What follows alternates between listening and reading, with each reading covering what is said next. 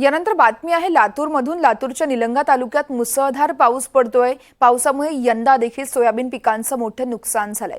निलंगात जवळपास 75,000 हेक्टरवर सोयाबीनचं नुकसान झाल्याचा अंदाज वर्तवला जातोय। काढणीला आलेलं सोयाबीन पीक हे पूर्णपणे पाण्यात गेलंय। पाणी साचलेल्या शेंगांना झाडावरच कोंब फुटण्याची भीती व्यक्त केली जाते। त्यामुळे शेतकऱ्यांचं यावेळेस अतोनात नुकसान होण्याची शक्यताही वर्तवली जाते। गेल्या 2 ते 3 दिवसापासून अक्षरशः मराठवाड्यामध्ये पावसाने धुमाकूळ घातला आहे।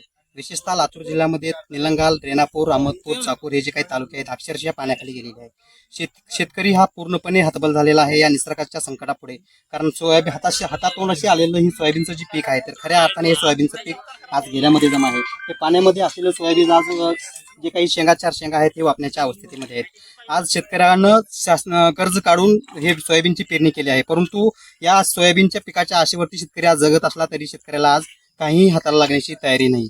शेतकऱ्यांना शासनाकडून 4,900 रुपये हमीभावाची घोषणा केली, परंतु ही जी घोषणा जी आहे ती शेतकऱ्यांना हमीभाव परवडणारा नाही। कारण काढणीचा खर्च आणि खताचा खर्च हा आज देखील आज शेतकऱ्यांना परवडण्याचा नाही।